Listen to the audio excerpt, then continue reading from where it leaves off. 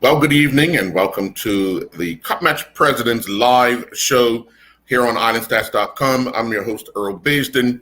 Joining me currently is the president of the St. George's Cricket Club, Mr. Neil Painter, and we will give our apologies for the president of Somerset Cricket Club, Richard Scott, who will join us momentarily in about 10 or 15 minutes as he's in another meeting at this time. But Neil, let's jump right into it. Cup Match is a matter of weeks away. The club, the grounds look as if they're look like things are scheduled on time to host Bermuda's biggest event every year, regardless of what other people say. Cup Match is the biggest event in Bermuda every single year, and you have your turn this year. Take us through what the final touches need to be done around the grounds to make sure that you're ready to host the premier event this year. Yeah, good evening, Ara, and good evening, Bermuda.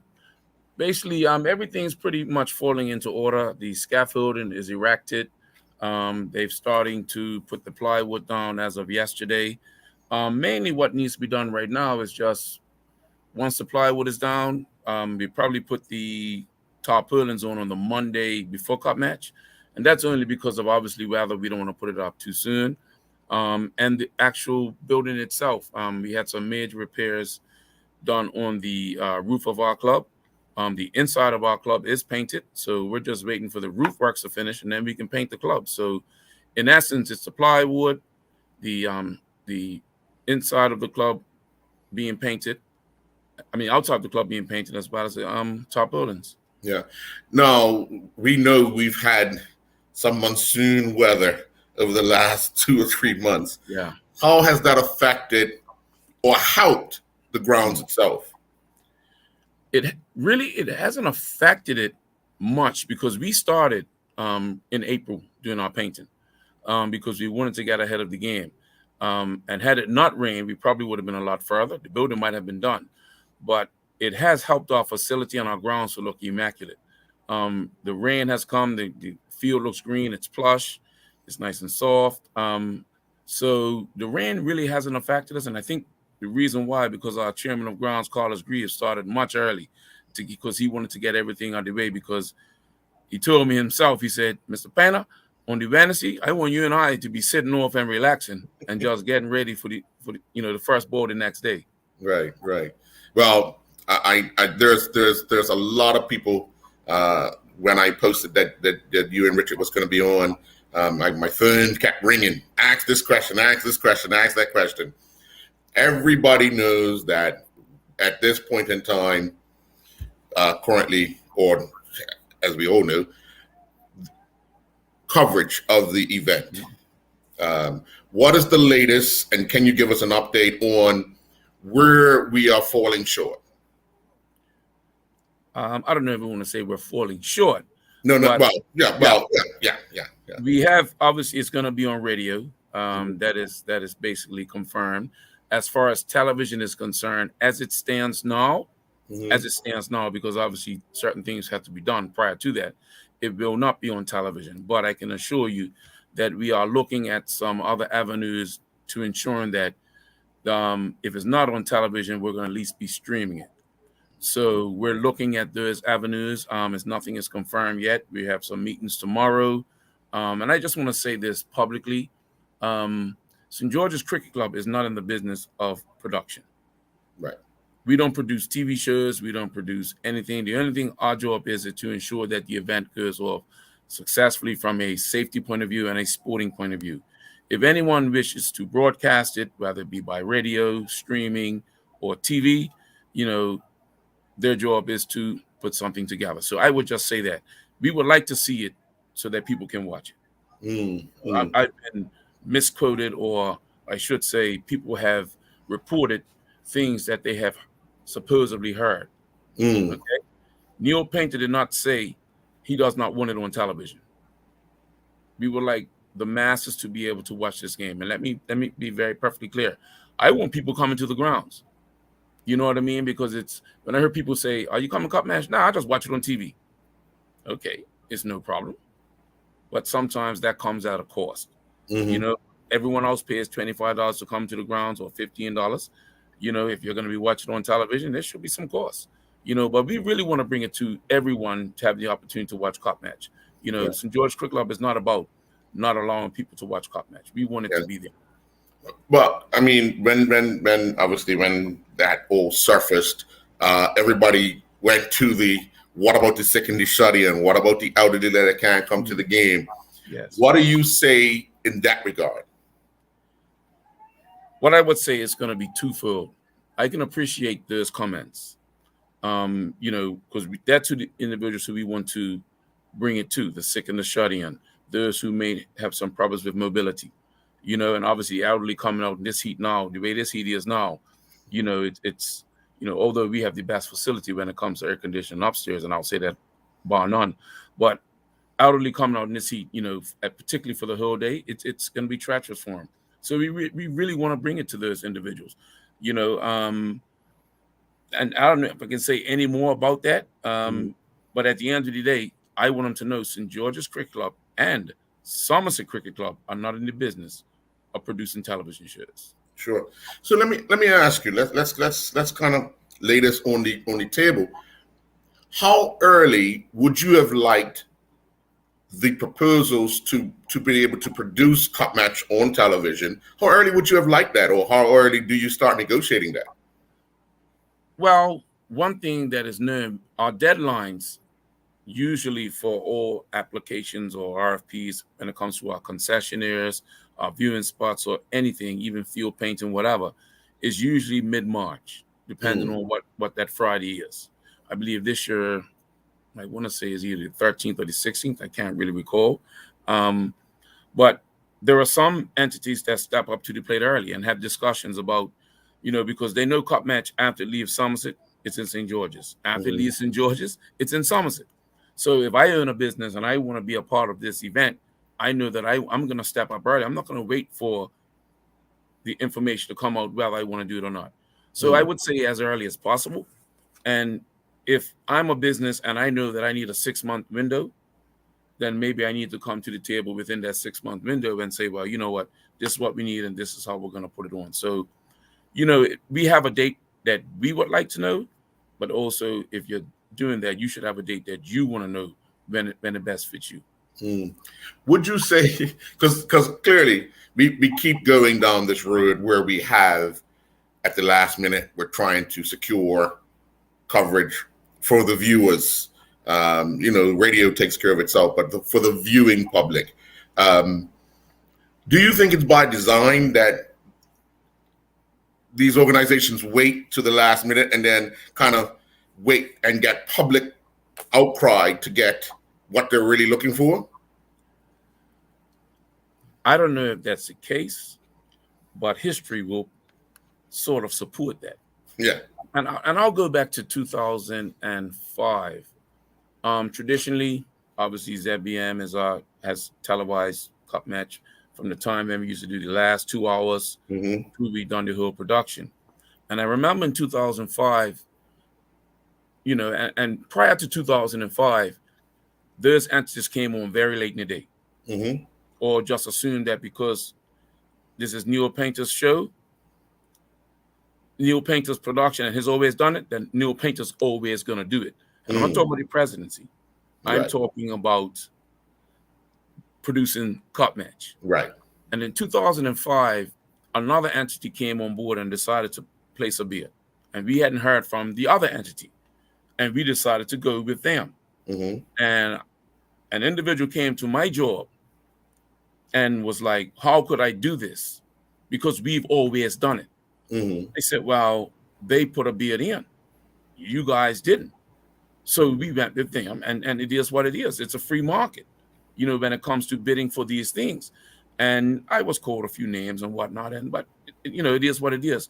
And since which it has improved a bit, but it's not where it needs to be, because I know if I own a company, then I'm going to try and get my bid in as quickly as possible and get it done, because they know that it has to be on television. So whether we agree to the bid, it's a different thing. But we had started working with at least 2 entities in an early the summer of last year. There were 2 entities that we approached because we had worked with them before, and we were talking with them right up until now, right up until today. Mm, mm. That's to do with radio and television. Yeah, you got to comment. $25 is too much. $20 will draw more people. I don't know. Hey, and they're entitled to that. You know what I mean? Both clubs decide on what the fee is, and it's been $25. I want to say the last few years prior to COVID. Right. So this is not St. George's Cricket Club's price. This is our price as both entities. You know what I mean? You know, and I respect that person's opinion, but $25 is what it is. You think about it, $25 to enter an event that lasts from 10 a.m. to 7:30 p.m. Gates open at 6:30 and close at 8 p.m. I don't know where else in the world you can get value for money when it comes to what you pay for. And we can even go as far as beverages. Some people will go to a game in the United States and pay $20 for a Budweiser, but upset when they pay $3 for a soda. You know, but they're entitled to their opinion. Yeah. Okay, so let me jump on what the restrictions are and what we've been hearing that this year persons will be able to bring their own beverages in. Yes. What are the stipulations in that? Yes, there's people that have their private viewing plots. Yes, they will be allowed to bring their beverages in. They must be in by the Wednesday before 10 p.m. and stored in your spot. Other restrictions obviously come when it comes to safety weapons. You know, you cannot bring knives in, any sharp objects. You're not allowed to bring any alcohol in on the Thursday or Friday. They're sitting in the public seating. You may have a cooler that has refreshments in it, from juices to sodas and stuff like that. You're allowed to bring that in, but that will be checked. All security things will be checked. Concessionaires are allowed to bring knives and stuff for preparation, but they will be also ensured that it must stay within their grounds. So that's probably the major restriction, that we're not selling alcohol to the private vendors, but we will have our regular bars open for this public consumption. Yeah. What about the ice situation for those private plotting views? Yes, we will be selling ice from Wednesday. So they're not allowed to buy ice and bring it in. We will have ice available from the Wednesday night, Thursday, and Friday. They all know that we will be selling ice on our grounds. Sure. So, yeah. So what I'm hearing from you is that by 10 p.m. on Wednesday, are you saying the grounds have to be cleared out? Everything has to be stored away? Yes. Okay. 10 p.m. we lock the gates. Right. Okay. On the first day, 10 p.m. we lock the gates. No one is allowed in. If there is someone that is in, like a concessionaire or whatever, they will be allowed to leave, because obviously with our concessionaires, they need a little bit more time to sort out. But the gates will be locked. No one will be allowed in, only allowed to leave. On the first day, our gates will be closing. Our bars close at 8 p.m. and our gates will be closed at 9 p.m. Okay. All right. Now, clearly, there's always been a lot of talk about team selection, and I know you're never in the room when it comes to that part.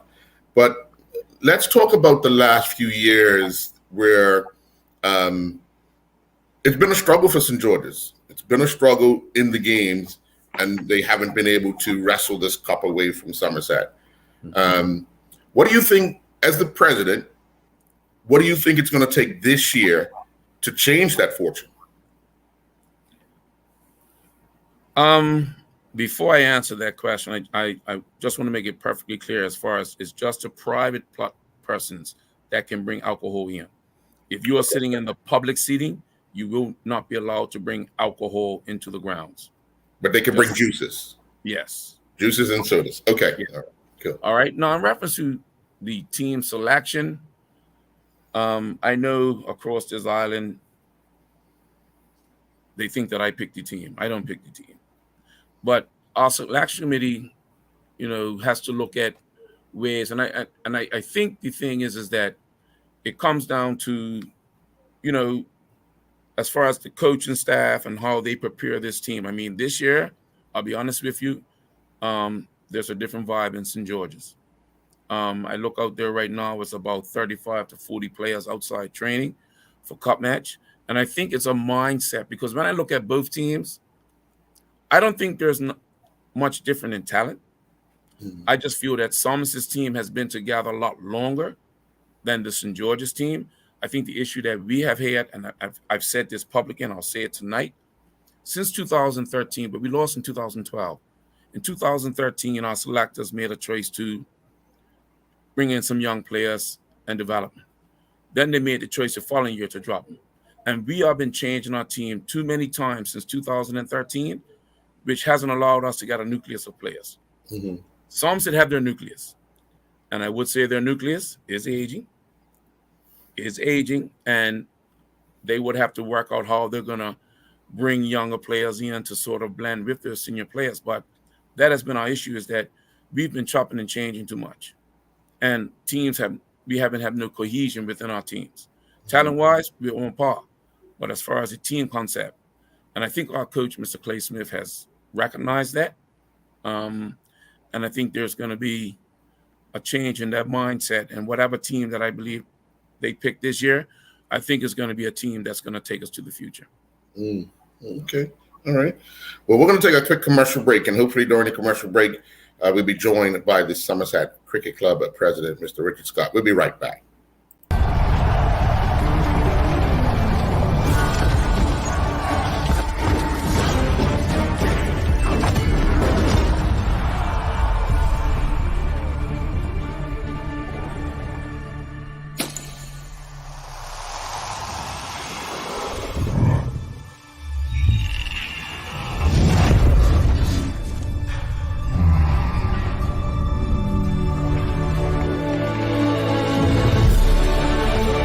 Putting down the weapons. You seeing this?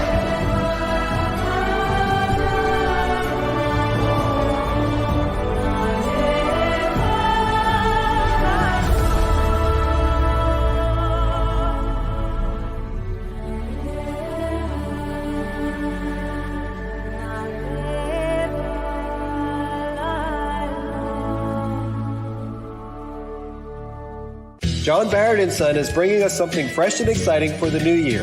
Bai Antioxidant Infusion Beverage. Bai delivers the natural antioxidant benefits of the coffee fruit in glorious combination with a variety of exotic fruit flavors, with only 1 gram of sugar and 10 calories per bottle. The folks at Bai are inviting us on a world tour through these amazing flavors. Brasilia blueberry, Zambia Bing cherry, Costa Rica clementine, Malawi mango, Panama peach, Ipanema pomegranate, Kupang strawberry kiwi, and more. Lindo's. Why go anyplace else?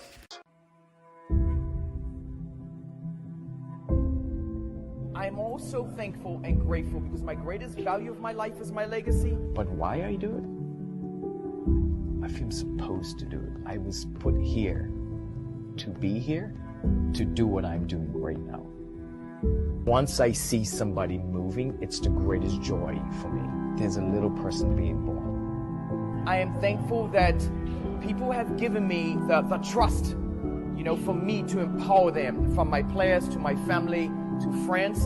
And that's what I'm thankful for. I'm thankful that people have allowed me and trusted me to be in their life.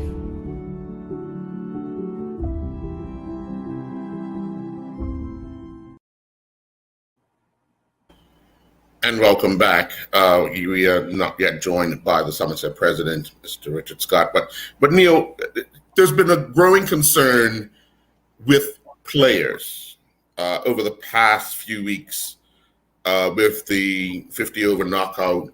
Once you're knocked out, very few teams were playing cricket. I know St. George's made it through to the second round and then got knocked out. So they haven't played, a lot of players haven't played competitive cricket for a number of weeks. Do you have any concerns around that? I mean, I have a lot of concerns, not only as president of St. George's Cricket Club, but just as an avid sportsman. I I do realize that the T20 tournament is coming up, I believe, in October or September. I'm not sure the Yes, exact. come back to it, but yeah. Mhm. And the BCB put out a schedule that I guess was to support that T20. You know, as the main schedule came out, and obviously teams playing each other once, that was disappointing. But you know, and then if you're knocked out, it's a possibility you wouldn't play for 3, maybe 4 weeks. So what we put in place was some trial matches, because we felt that the BCB did say that, you know, teams can have games Mhm. during this time. So we looked at it as an opportunity to play some of the long version of the game. We had one set up on the 8th with Bayless Bay. Obviously, they made the final Mhm. and didn't want to play on the 8th because of whatever. But I mean, me as a sportsman, I want to play as much. And if there's anyone who's looking to play cup match, you should be able to play 2 days of cricket. That's just Neil Painter speaking, not St. George's Cricket Club. The next one we had against St. David's, which was scheduled for this week, Saturday the 15th, which we used as a trial match for both of them, for a trial match for Eastern counties and cup match. And then a schedule comes out, because we heard that initially it was supposed to come after cup match. So we put things in place to have these games, and now we cannot have it. You know, and we're leading up to the Premier Cricket event in Bermuda and even county, and cricketers are not playing cricket. You know, to put it mildly, I'm disappointed, because I felt that there was not much insight into this. I love the fact that we had a knockout, but maybe this year wasn't the time to do it. Because if we had time for a knockout, maybe we had time enough to finish a complete 50 of a season before cup match, and have a few trials and county games in between. So, you know, I'm very disappointed, not just as president of St. George Cricket Club, but as an avid cricket fan, and for the cricketers themselves, because we're going into a major event, which is cup match, and some potential players haven't played much cricket over the last few weeks. But what we were hearing from the board was that the clubs were in agreement with it. In agreement with the knockout, the one round of 50 overs, and then going into this T20. Right, and initially, yes, but but the T20 schedule, I think the key element here is the T20 schedule. Okay. That was never out. It was just the single, and the impression was that we were playing T20 after cup match. Okay. So all those weekends leading up to cup match, clubs can play games, and I believe that was stated at one of the knockout rounds where they were making the selection. I believe it might have been the quarterfinals or semi-quarterfinals.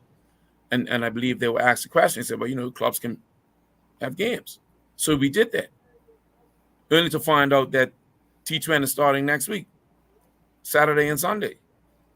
So it's either we're allowed to have games and the T20 starts after cup match, or we just go straight through the 50-50.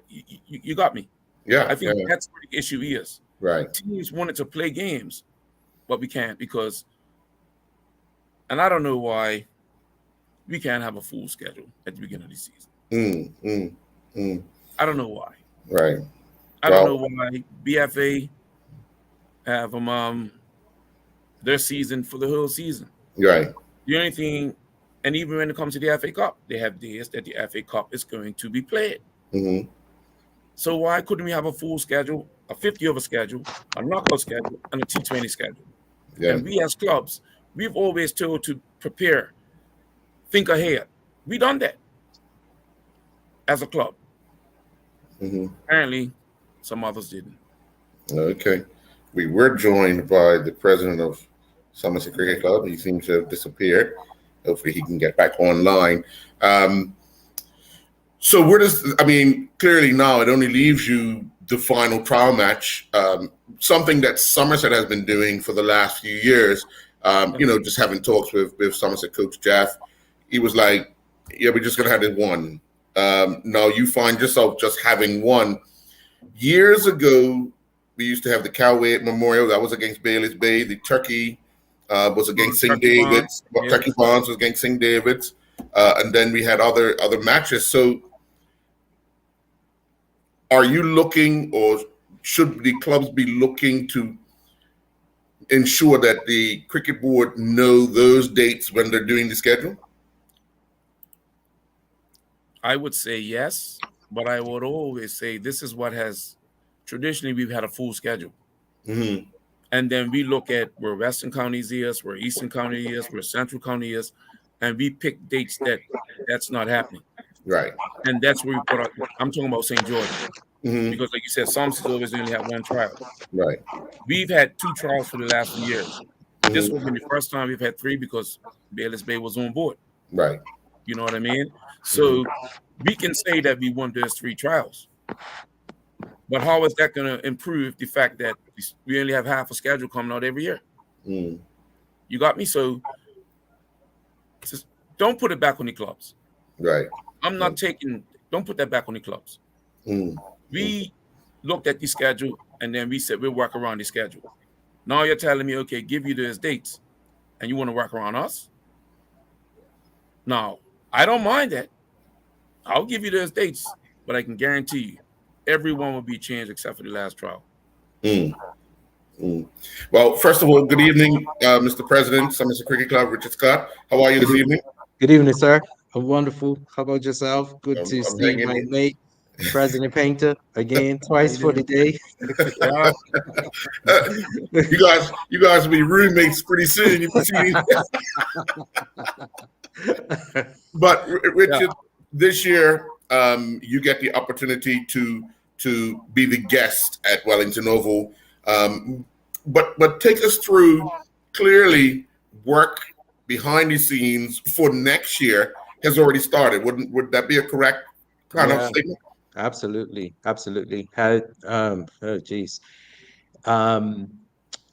We've had probably, oh my gosh, I can't even tell you. I can't even count now how many meetings we've had regarding Cup Match 24. So certain things we know they're hot buzz topics that we want to try and just get out of the way sooner rather than later. Other things is just like fixed things that are attached to Cup Match year in and year out. So we're our sort of mid of operation in preparation for Cup Match 24 is let's get all those fixed things out of the way so that the variables that may come up last minute or as close as the event comes, we can deal with them in as they come, basically. Mm-hmm. So let me ask you both. I'm going to ask you both this question. When you are the guest, when you go to the other club or you see the other club getting prepared for Cup Match, what are some of the things you do when you're the away team you're doing to kind of make sure that, oh well, they've done that well, let's try to do this ahead of time, and how often do you guys talk about those type of things? We have 3 meetings a year, official meetings for Cup Match. Mm-hmm. And the first one is usually the first one at the non-host club, at the club who has just hosted Cup Match. Right. With the non-host club, we have a post-mortem, and we talk about what went well, what went not so well, and then we just discuss how it can be better at the next facility. So that happens on a regular basis. Yeah. And even prior to that first meeting, usually executives would even have conversations offline just to say, look, how things work out. Okay, look, this is what happened. So we collaborate all the time, to try and improve it when year in and year on. Yeah. I mean, one of the things, Earl, is that the great thing about it is that both clubs see this as a Cup Match product. We are producing an event that is for Bermuda. And of course, now it's an event that is even seen and looked at and has very much interest outside of Bermuda. So it's incumbent upon us to work together, and let the competition take place on the playing field. Yeah, I mean, and the reason why I ask that, because I know that you guys meet on a regular basis, and I know you're just a phone call away or whatever. But a lot of people's perception is that the 2 clubs don't get along. There's a lot of perception out there about that. Really? Oh yeah. Well, you know what? And I'll say that that used to happen. I mean, I've been on the committee long enough to be in as a young committee person to be in these cup match meetings, and they were hot. Hmm. Not only players were battling, but these meetings were hot. I was very young, you know what I Yes. mean? And I Yes. just sit there listening, like, oh boy, you know what I mean? And as I came into it, I was a little bit like that as well. But it was when Red De Silva came, he sort of was showed me how we need to work together, because I took my sportsman side of competitiveness and took it right into the boardroom. Hmm. And that's because I saw that from my elders. But Red came on and showed me that, you got more bees of honey. You know what I mean? And then Red, and then I became president, and then me and Jelly, we used to have our battles. And Richard, you know how Jelly was, Yeah. the oven, rest in peace. We had our battles. It wasn't no love loss. We had our Right. battles. And I think when Richard became president, and because both of us knew each other and we had, past experience, and we knew each other, I think that's where both clubs sort of came together for the betterment of Cup Match. Not solely for Somerset or St. George's, but for the benefit of the Yeah. game. So I think since which, the boardrooms have been a lot more cordial and understanding and looking for the product for both clubs other than just one or another. And for Bermuda, as it is. Yeah, absolutely. And I must say, um, our at the time, I think when I was president before, yeah, that entire time I worked at the Department of Tourism. So of course that would have been from another hat that I Hmm. was wearing, seeing that, Cup Match is our premier sporting event. But of course, seeing it from a tourism standpoint, that hey, in order to perfect this product that Bermuda's producing, then it's incumbent upon both clubs to work together so that we can let this event evolve into something that can benefit locals and of course our visiting public. True. Sorry. True. Now, here's another myth out there that you guys make a lot of money off a cup match, but nobody ever says how many outside entities make money off of cup match themselves, i.e., restaurants, clothing stores, bars. Everybody is making money off the name cup match. Can we see St. George's and Somerset coming together to make it um, a limited liability event where, you know, somebody's not using that cup match name in vain? You want to go first, Mitch, or you want me to go first? You can. Let me say that. This is an age-long issue. Yes, it's an age-long issue, and we as clubs have been having this conversation probably Yeah, in excess of 10 years. In definitely. excess Yeah. of 10 years. And I know when I first came on, I was told certain things from my committee that we couldn't do certain things. Yeah. And it wasn't until both clubs started working together, we found out that we could. And just prior to COVID, maybe 2 years of COVID, and government, we were looking at intellectual properties and copywriting, and we were in line on getting that sorted out. Then COVID came, and we couldn't do it. But we are still progressing in that vein. First, from each club perspective, where St. George is going to copyright their stuff, Somerset will do theirs, and then collectively for Cup Match, we'll have that as well, because we have had many people, blatantly use our crest to sell products. Blatantly, like it's who does that? And it's only in Bermuda where they get away with this stuff, So we're putting things in place, and I'm anticipating by the time Cup Matches in Somerset, we would have that sorted out. Yeah. Actually, prior to football season for probably both clubs. Yeah. And Earl, in some cases, it is sheer ignorance that Mhm. people would think that it's okay to use both clubs' official crest and stick it on their t-shirt design or their mug design or their towel design.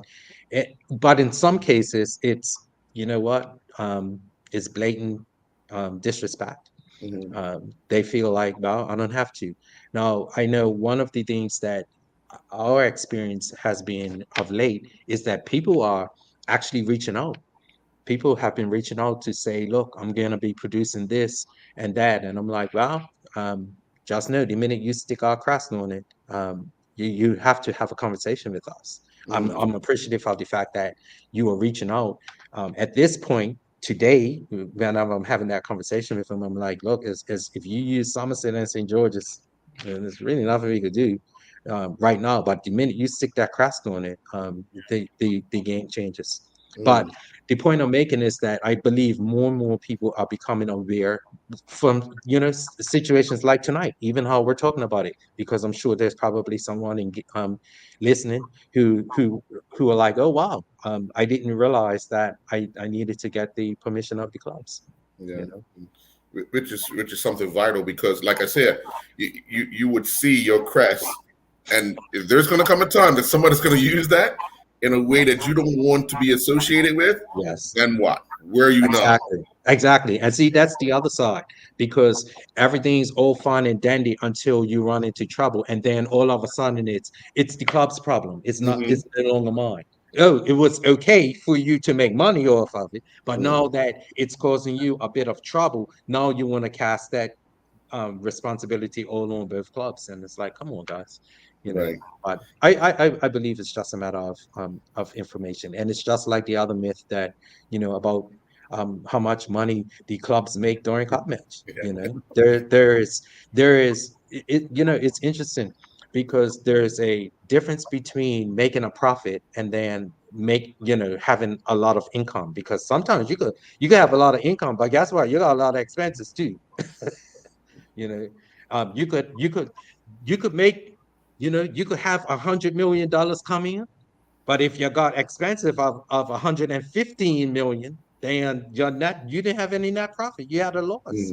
And I think that that's one of the things also that people must realize, that producing this event, yes, it's a lot of money that comes in, but not even a lot, to be quite honest. I mean, we're talking about probably, up to possibly $2 million that we may kind of come across and have to deal with, but our expenses are just as close to that $2 million. So it's not that it's cup match is not that much profitable that people think. It's really not. Right. We're paying out a lot of money because everyone recognizes that, oh well, it's cup match, so I can charge the top dollar. And in a lot of cases, we're kind of we're hamstrung. We're gonna pay out the top dollar, Right. because that's what people are demanding. Sure. So Richard, your first year back in charge at Somerset, you bring with you the silverware that Neil's trying to grab from you.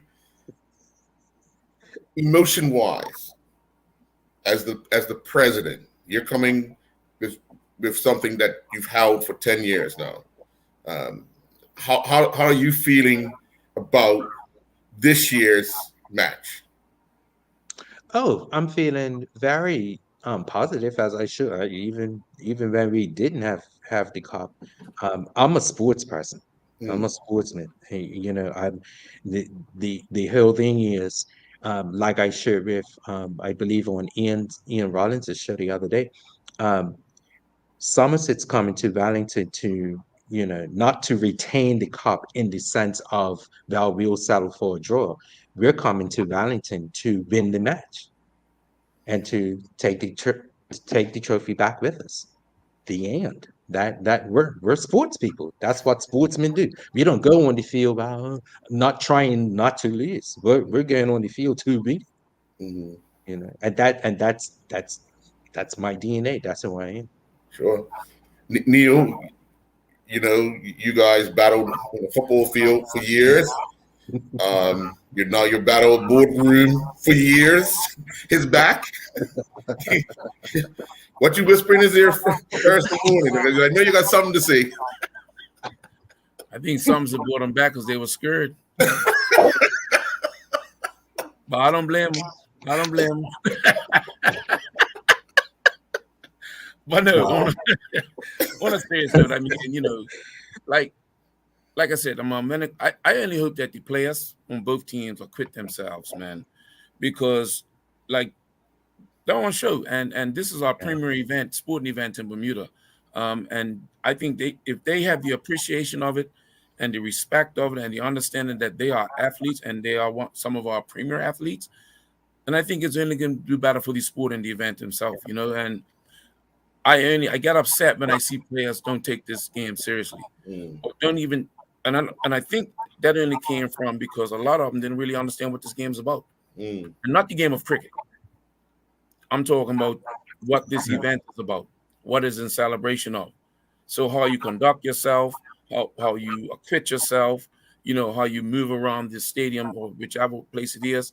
I think they need to really know and understand and respect. And if they have a respect for this game, then I think it's only going to do well for the event itself, whether it's in Somerset or St. George's. You know, and I would say to people, yes, I want to win cup match.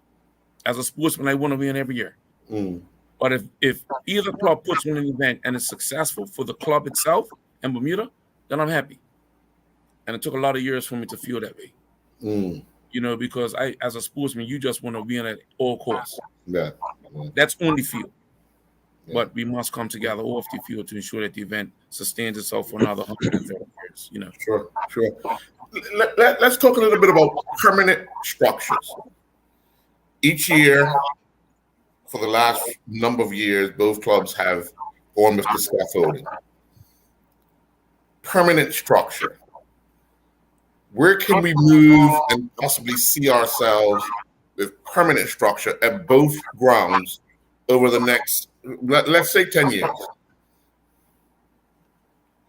Well, I could tell you that I'm pretty certain it was under President Alfred Mabry's administration at Somerset. He had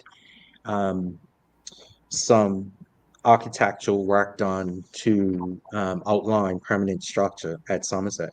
So it's so funny that you asked, because I just looked at that picture last night. I just glimpsed at it last night. So for you to ask tonight.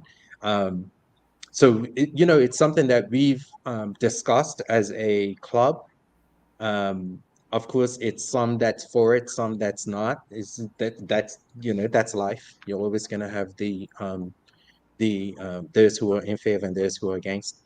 But I would say within the next 10 years I'm pretty certain that there will be a shift from even the temporary scaffolding to some form of permanent structure at Somerset. Now, to the degree, I can't say, because I would imagine that that's a project that will have to be undertaken in stages. But I do believe within the next 10 years, we'll probably see some changes to permanent structures. Yeah. What about you, Neil? Well, we actually had drawings done up by not one of our former committee members in the late 90s.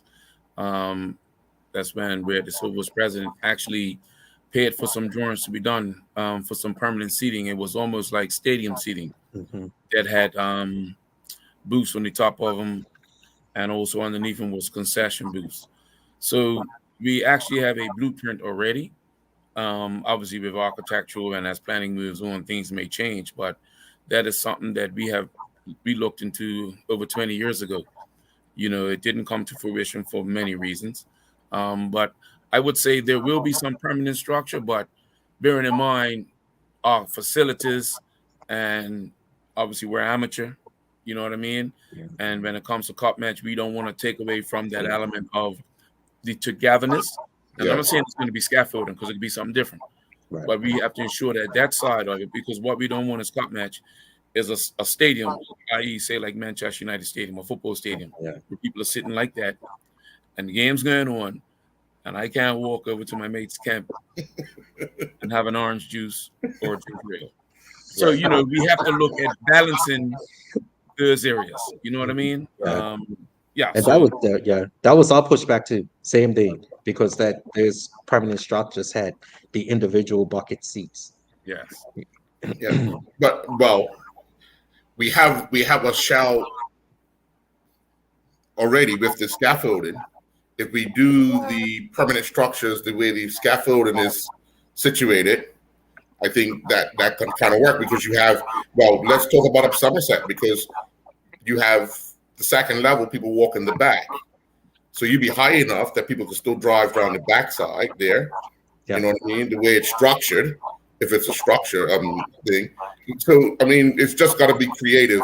Yeah. And with St. George's, you have that walkway on the backside of the long wall. You just need walkways. And you don't have to put, obviously you have to put some structured walls to support the whole thing. But then, you know, you could have doorways so you could go to your neighbor or walk out and go around to your other neighbor and have that ginger ale or orange juice. Yeah, definitely a lot. And both clubs being multi-sport, purposeful. There's the other things. Of course, with football, it's a lot easier to maneuver and be accommodating. But again, when we're talking about, and I'm not trying to even broach this topic tonight, but with broadcasting and things like that, there are different nuances that we're gonna have to consider, because like someone shared with me the other day, watching a football match, really you could rock a football game with one camera if you absolutely had to, but it's a whole different animal when it comes to cricket. You got to have at least, like this individual told me, at least 12, ideally. Well, let me just correct one thing. When I watch Delray playing for Sussex, I watch one camera. Oh, that's interesting. Okay, I'll make sure and share that information. Yeah, and it's all about infrastructure, because when our clubs were, developed and organized, they weren't built for what we're doing now. Right, exactly. They were not. Even forgetting the volume of people that are coming in. Yeah, you know what I mean. So it's almost, I wouldn't say it's a culture shift, but it's almost a different shift in mindset of what sport has become. Absolutely. You know what I mean? And what we don't want to do is take away that element of community. Yeah. With it, because we don't want to shut out the community from our organizations, because they're the ones who help us 363 days out of the year outside of cup match. Yeah. You know what I mean? So it's going to be a delicate balance, and how we do it, I don't know. I'm not professed in that, but it's going to be very important, that how we move this game. And like I said, cup match is important, not from a commercial point of view. It's important from a cultural and historical point of view.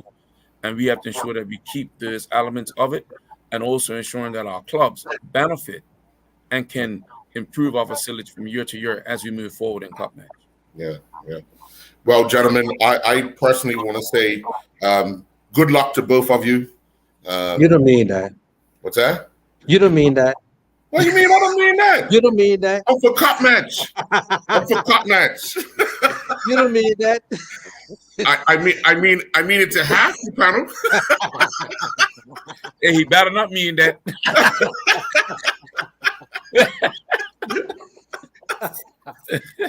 Hey, you know what? I'm a talent.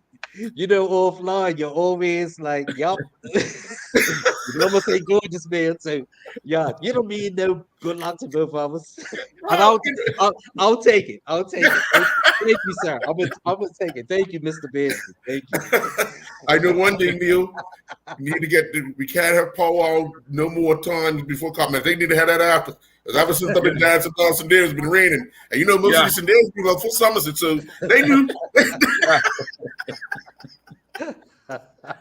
Well, guys, thank you very much for joining. Thank you very much for sharing some of the insight for the clubs and giving people a perspective of what goes on behind the scenes, that hopefully cleared up a lot for some, because I think the perception out there is that the clubs make a lot of money. Neil picks the team. There's a lot of stuff that goes on talking on social media. Yeah. So, again, thank you very much for joining. Again, we'll see you at the Wellington Oval. Yes, looking forward to it. Yes, looking sir. forward to coming and visiting and relaxing and watching some excellent cricket. All right. Yes. Thanks, guys. Thank you very much, gentlemen. Have a good night. You too. Take Good care. night. Yeah.